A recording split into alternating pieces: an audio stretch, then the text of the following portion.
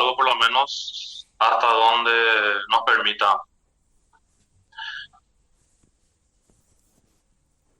Bueno, vamos a iniciar siempre con huesos, así como fue el esquema que vinimos siguiendo desde la región de la cintura escapular. En cuanto a los huesos de la mano, es muy corto en el libro, así es que no es algo de que le va a complicar demasiado su existencia. Generalmente mano era algo que no, por cuestiones de tiempo, lastimosamente no siempre se podía desarrollar todo, ¿verdad? Y entonces para algunos puede ser algo nuevo y para los que están probando por primera vez, evidentemente va a ser un tema totalmente nuevo y que tienen que estudiar. Muy bien.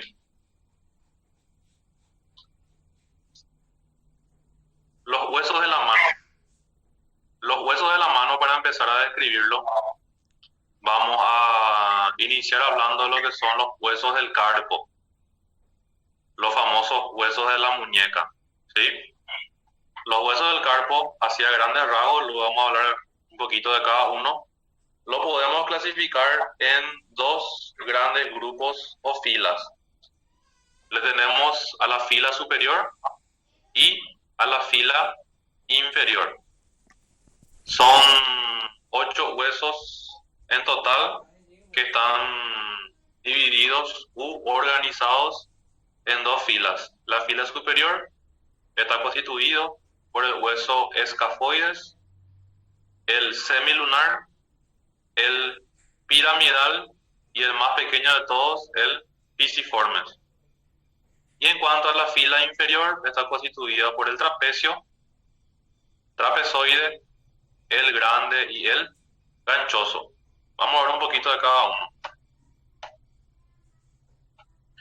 ¿Qué pasa con los huesos de la fila superior? Lo más importante que podamos resaltar. El primero de ellos es el escafoide, como ya vimos, y lo más importante del escafoides es que presenta una saliente en su parte anterolateral, que es el tubérculo del escafoides, que se menciona mucho en la parte de las inserciones de los músculos de la mano. El siguiente hueso es el semilunar. No tiene muchas características o prácticamente nada de características que destacar, a no ser de que van o demasiado quieren memorizar algo, entonces pueden memorizar con cuántos huesos se articula cada uno. Pero ya le dije que para mí eso no es importante. Semilunar se llama de esa manera porque tiene la forma de una semiluna. En anatomía hay que utilizar mucho la imaginación varias veces, entonces siempre decimos con mucha imaginación, por más de que esto sí se parece mucho a una semiluna, con mucha imaginación, entonces debido a eso se denomina semilunar. El siguiente hueso es el piramidal. El hueso piramidal, porque se asemeja a la pirámide, tiene forma triangular, incluso hay algunos libros más antiguos que le comparan con un pedazo de pizza. Tiene forma triangular, por lo tanto, piramidal. Y por último, tenemos el hueso pisiformes, que viene a articularse sobre o con el hueso piramidal, donde está resaltado con este color verde. ¿Qué tiene de interesante el hueso pisiforme que podemos agregar? En el hueso pisiforme se inserta el músculo flexor cubital del carpo. También hay otro músculo que se inserta ahí, pero en la parte de hueso no le menciona a ese músculo, pero cuando estudiamos el músculo sí le menciona. Entonces eso es lo que estamos hablando hace rato, ¿verdad? Cuando hay esas pequeñas confusiones o falta de información, siempre vamos a llevar en cuenta lo que dice en la parte de miología, lo que menciona en la parte de las inserciones en los músculos. Bien. El escafoides también tiene algo interesante en cuanto a la parte de la práctica, ¿verdad? La clínica, que es un hueso que se fractura con frecuencia cuando la lesión se produce a nivel, por ejemplo, la tabaquera anatómica, como hablamos ejemplo. ¿Qué pasa con la fila inferior? En la fila inferior lo tenemos al trapecio, que así como los escafoides, tiene una saliente que se denomina tubérculo del trapecio. El trapecio que también encontramos a nivel de la tabaquera anatómica. Trapezoide. El trapezoide, su característica que podemos mencionar es que se le considera como el hueso más profundo entre todos los huesos de la mano, el hueso del carpo específicamente. Luego tenemos al hueso grande, que tiene de característica que presenta 3 porciones, ¿no? Las porciones que tiene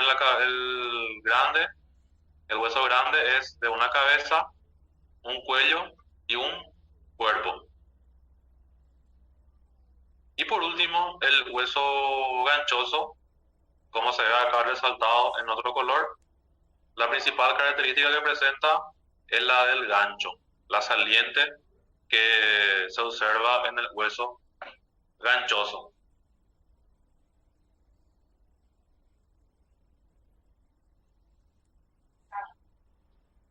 Metacarpo. Los metacarpos son estos huesos largos que vemos acá resaltado en otro color. Tipo, entonces es un hueso largo. Los huesos de carpo son huesos cortos. En su mayoría tienen forma cuboidal. Los de metacarpo, así como las falanges, vamos a ver que son huesos largos. En cuanto a la descripción, justamente por ser un hueso largo, le describimos las siguientes partes. Presenta una extremidad superior, un cuerpo y una extremidad inferior. ¿Qué podemos decir de la extremidad superior? Se articula con los huesos del carpo de acuerdo al metacarpo que corresponde, así como también se puede articular con el metacarpo vecino. El cuerpo, lo más característico del cuerpo de un metacarpo o de un metacarpiano es esto que se ve acá. Esto se denomina una cresta. El metacarpo tiene la cresta en su cara anterior. La cresta del metacarpo se encuentra en la cara anterior.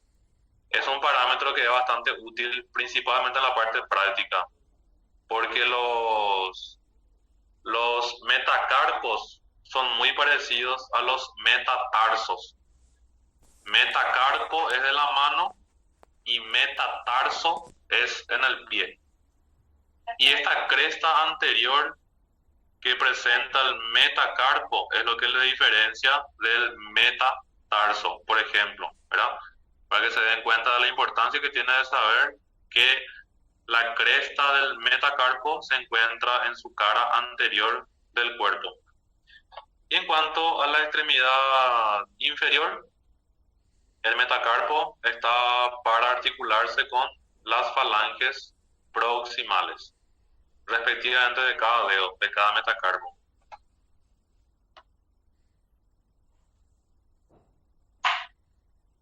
Siguiendo, el primer metacarpo, ¿qué podemos mencionar de eso? O de este hueso. En cuanto a su característica, el primer metacarpo es el más corto, que es el que le corresponde al pulgar. Otra cosa importante que tiene el primer metacarpo es que no presenta carillas articulares laterales. No presenta carillas articulares laterales. El segundo metacarpo, ¿qué podemos decir? El segundo metacarpo sí tiene una carilla, en este caso tiene una carilla o una cara articular medial para poder articularse con el tercer metacarpiano. Y este segundo metacarpo tiene una pequeña característica interesante. Con mucha imaginación, en este segmento del metacarpo tiene la forma de una V corta. De una V corta. En la rama posterior, en la parte dorsal, se inserta el extensor radial largo del carpo y en la parte anterior el flexor radial del carpo. Down. Tercer metacarpo o metacarpiano. ¿Qué tiene interesante?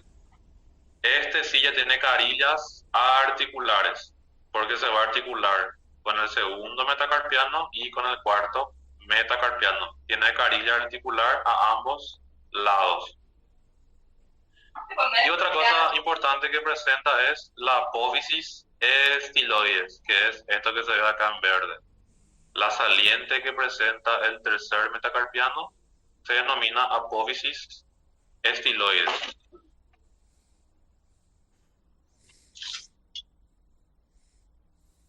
El cuarto metacarpo o metacarpiano también tiene dos carillas articulares para el tercero y para el quinto metacarpiano.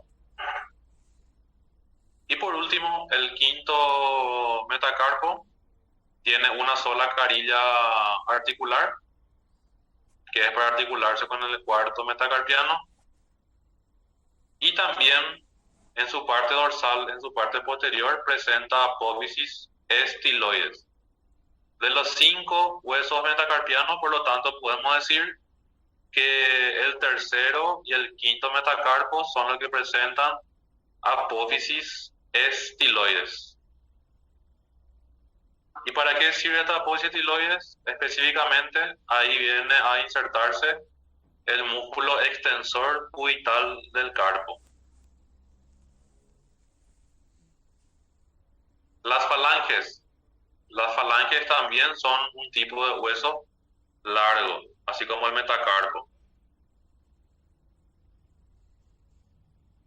Y vamos a describirlos en dos grandes grupos. En conjunto vamos a hacerlo de la falange proximal y media, porque tienen las mismas características. Y la falange distal vamos a describirlo de una manera separada. ¿Qué podemos decir entonces de características de la falange proximal y de la falange media? Como todo hueso largo, ya sabemos que presenta 3 partes: una extremidad superior, el cuerpo y la extremidad inferior o la cabeza. En la extremidad superior presenta una cavidad glenoidea que es para articularse con el metacarpiano correspondiente. El cuerpo de la falange proximal y media presenta una concavidad anterior y por lo tanto una convexidad posterior. También sirve para poder identificar si es una falange del lado derecho o una falange del lado izquierdo. Eso ya es más para la carrera, en la parte práctica. Y la extremidad inferior presenta una tróclea que justamente es para la articulación. Y la falange distal también, como todo hueso largo, tiene sus 3 partes: la extremidad superior, el cuerpo y la extremidad inferior. ¿Qué hay de interesante en cada uno? Que la extremidad superior tiene la cavidad glenoidea, que es para articularse con el metacarpo, como ya mencionamos. El cuerpo es más ancho en la parte superior, en la parte de arriba. Y a diferencia de la falange proximal y la falange media, es que la falange distal tiene una tuberosidad. ¿Sí? Tiene una tuberosidad. La falange proximal y la falange media, en su extremidad inferior, como vimos, tiene una tróclea, mientras que la falange distal tiene una tuberosidad.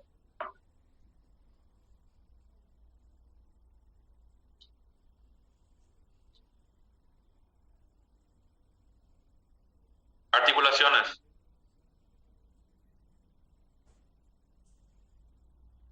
Si cuando se llega a cortar el video, ya saben por qué fue, ¿verdad? Porque terminó la batería. Entonces, a partir de donde se cortó, es lo que va a incluir en el video que se le va a estar preparando. La articulación que que vamos a desarrollar es la articulación radiocubital distal. Esta articulación radiocubital distal es de tipo trocoide. Ahora que veo esto, estudien bien y nunca se olviden de repasar la clasificación de las articulaciones, ¿sí? La trocoide,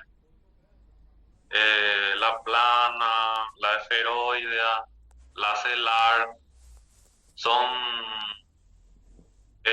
temas que siempre les va a ser útil saberlo. Superficies articulares. ¿Quiénes participan o qué superficie articular participa en la articulación radiocubital distal?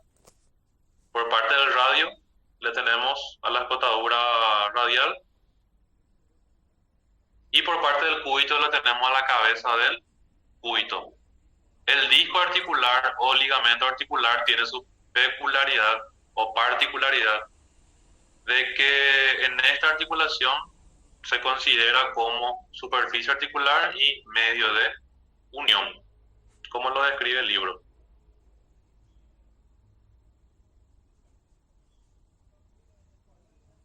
Y en cuanto a los medios de unión, siempre acá vamos a encontrar la cápsula, y la cápsula que va a presentar sus refuerzos, que en este caso son los ligamentos.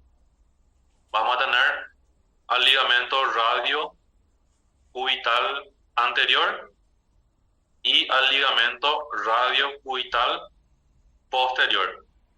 Y como ya les mencioné, el disco articular también es un medio de unión o ligamento triangular, porque tiene una forma triangular el disco articular en esta articulación.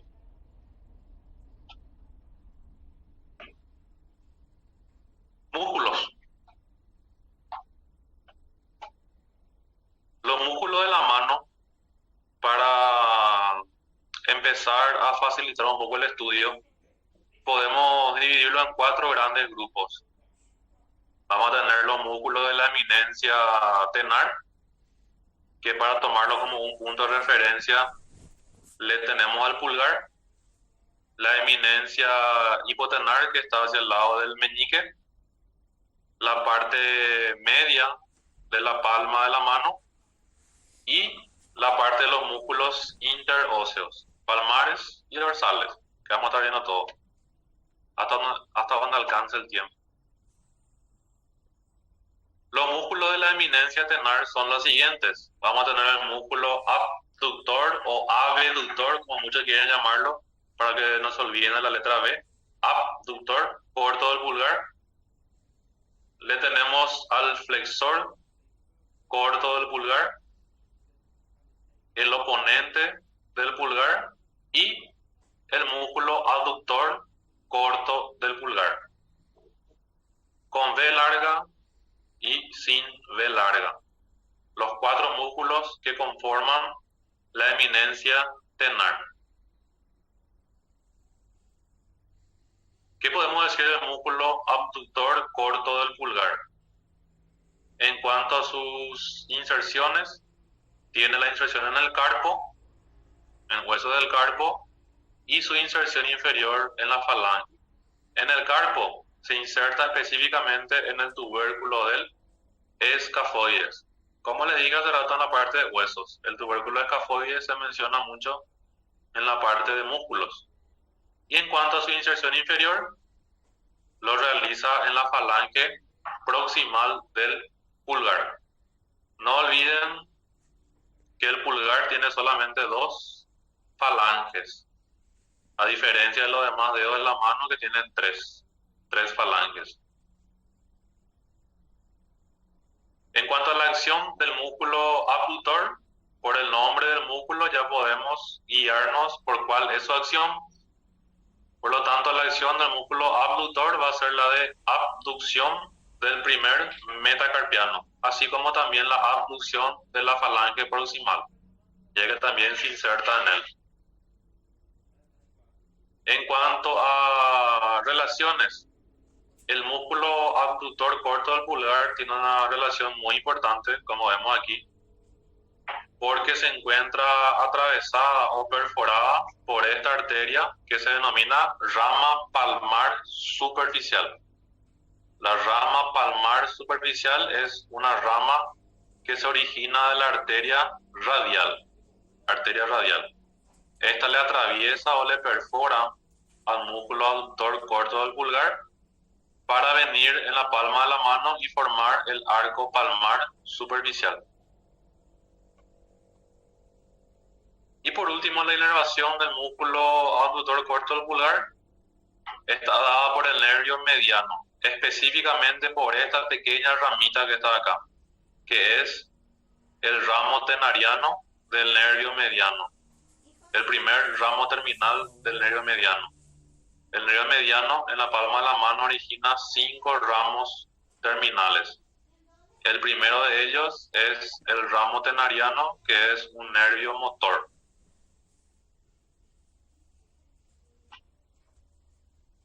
El siguiente músculo, flexor corto del pulgar. Sus inserciones se describen en la parte proximal y en la parte inferior. En la parte proximal se inserta en el tubérculo del trapecio, así como en el trapezoide y en el hueso grande. En cuanto a su inserción inferior, lo realiza, como se puede ver en la imagen, en la falange proximal del pulgar. Las acciones, por el nombre, el flexor corto produce flexión y abducción. Aducción, sin la B, aducción. La inervación del flexor corto va a estar dado también por el ramo tenariano del nervio mediano, así como también por la rama profunda del nervio cubital. ¿Está? El flexor corto del pulgar tiene 2 cabezas y debido a eso presenta doble inervación. Ramo tenariano, primer ramo motor del nervio mediano, así como también, acá como se ve, la rama profunda del nervio cubital. El oponente del pulgar, los músculos que se denominan oponentes, siempre están bien pegados por el hueso. Cuando el año que viene ingresen a la morgue, van a poder comprobar eso, ¿verdad? Siempre por eso es bastante fácil de encontrarle ya sea al oponente del pulgar o al oponente del meñique, por ejemplo, mencionando algunos músculos que llevan el nombre de oponente. Las inserciones del músculo oponente, tenemos la inserción carpiana y la inserción inferior. La inserción carpiana lo realiza a nivel del tubérculo del trapecio y la inserción inferior lo realiza a nivel del primer metacarpiano. En cuanto a sus acciones, el músculo oponente del pulgar produce oposición del mismo. Y en cuanto a su inervación, está dado también por el ramo tenariano del nervio mediano. Como ya lo dice su nombre, si dice ramo tenariano es porque se dirige a inervarle a los músculos de la eminencia tenar, de la mano. El aductor corto del pulgar tiene inserciones proximales e inserción inferior. La inserción proximal tiene 2 cabezas, una cabeza oblicua y una cabeza transversa. Esta es la cabeza oblicua y esta es la cabeza transversa. La cabeza oblicua se inserta en el hueso trapezoide, en el grande, y envía prolongaciones al segundo y tercer metacarpiano. Y la cabeza transversa se inserta en el tercer metacarpo o tercer metacarpiano. La parte inferior se están insertando en la base de la falange proximal del pulgar.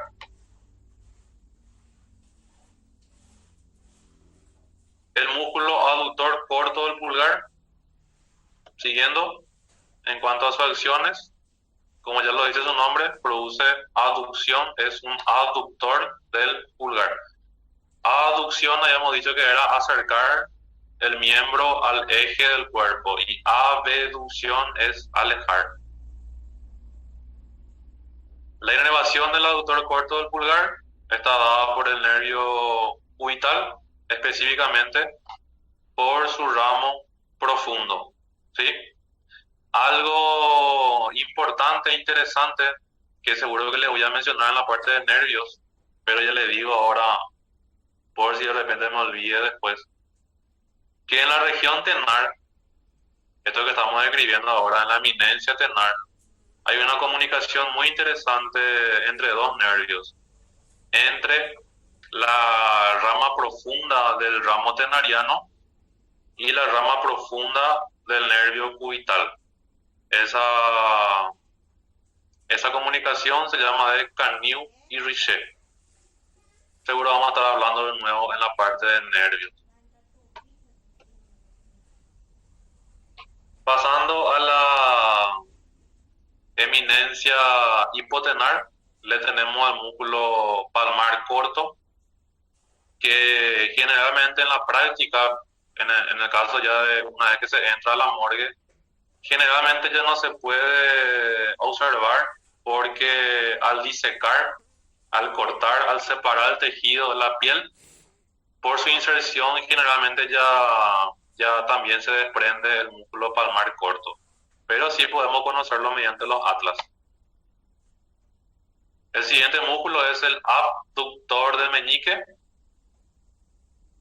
el flexor corto del meñique y el oponente del meñique.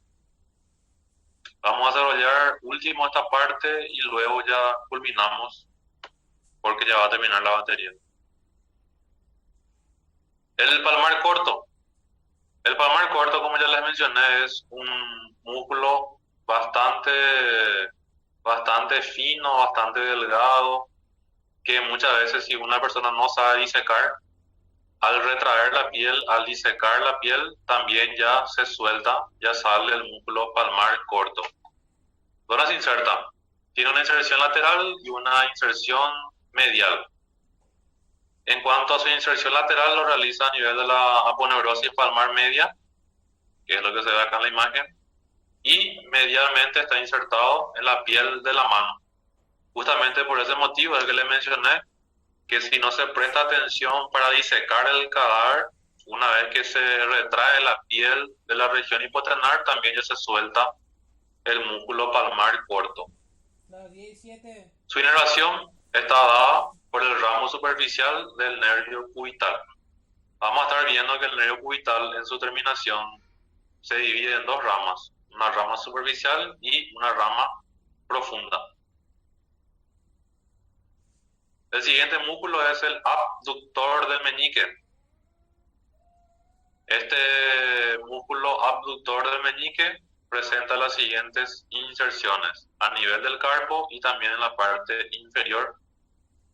A nivel del carpo, la carpiana se va a estar insertando en el hueso pisiformes y la inserción inferior lo realiza en la falange proximal del meñique, como se ve acá en la imagen, falange proximal del meñique. Las acciones. El músculo abductor, como ya lo dice su nombre, produce abducción del meñique o del quinto metacarpo, así como también de la falange. Inervación ya está dada por la rama profunda del nervio cubital. Solamente, y cuidado con eso, solamente el palmar corto es el que tiene o recibe la inervación de la rama superficial del nervio cubital. A partir del abductor del meñique ya le corresponde a la rama profunda del nervio cubital, que es lo que se ve acá, rama profunda. Siguiente músculo, flexor corto del meñique. Sus inserciones lo realiza a nivel superior e inferior. Superiormente se inserta en el gancho del ganchoso, hueso de la fila inferior del carpo, y la inserción inferior lo está realizando o lo realiza a nivel de la falange proximal del meñique. Sus acciones, como ya lo dice su nombre, es un músculo flexor, por lo tanto produce flexión. Y la inervación está dada, como ya les dije, por el ramo profundo del nervio cubital. El oponente del meñique, sus inserciones están dadas a nivel superior en el gancho del ganchoso y el inferior en el cuerpo del quinto metacarpiano, como se ve en la imagen. Sus acciones o posición y la inervación está dada por el ramo profundo del nervio cubital. Todo esto que se ve acá es el ramo profundo del nervio cubital. Y acá se ve la comunicación que les dije hace rato, la rama profunda del ramo ternariano con la rama profunda del nervio cubital, Canut y Richet.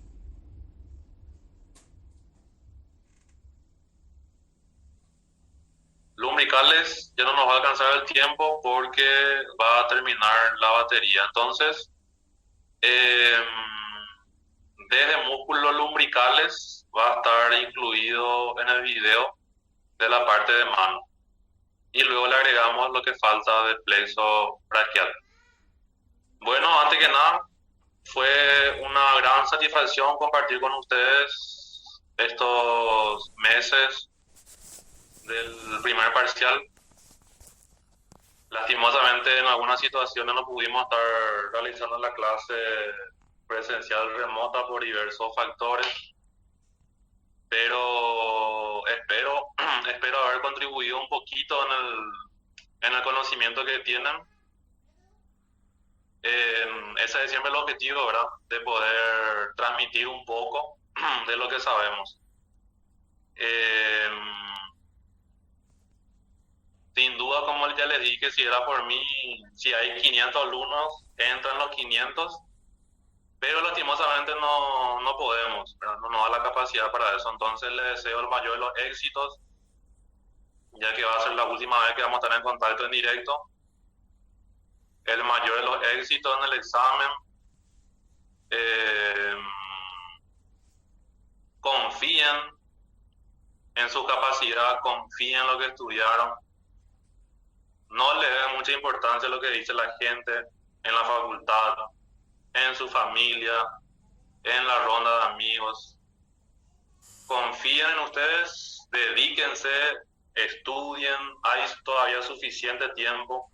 Esa cuenta regresiva todavía es mucho comparado con el tiempo que se tiene en la carrera. Aprovechen cada minuto de su día porque sin dudas que el esfuerzo que realizan tiene su recompensa. Yo les puedo asegurar que vale la pena cada segundo, cada milésima de segundo de esfuerzo que realizan, y eso va a estar plasmado en el resultado del examen de ustedes. Si por A o B motivo hay gente que de repente no le va a ir muy bien, recuerden que esto es una carrera de resistencia y no de velocidad. Lo que se pierde ahora se puede recuperar después toda vez que se pongan las pilas, analicen los posibles errores que cometieron, forma de estudio, tiempo de estudio, que todo se puede recuperar. Así como también, si no hacen eso, hay muchos puntos por perder todavía. Son 3 parciales y una final. Éxitos entonces. Yo generalmente no le deseo suerte a la gente en estas condiciones porque la suerte es algo impredecible. El éxito sí le acompaña a la persona que se preparó, que se esforzó y que dio lo máximo para obtener los resultados. Va a entrar hasta mano y nos estaremos viendo entonces ya en la semana del parcial. Un gusto una vez más y nos estaremos viendo. Dale, profe. Un abrazo a Hola, todos. cuídate. Gracias, profe. Nos vemos.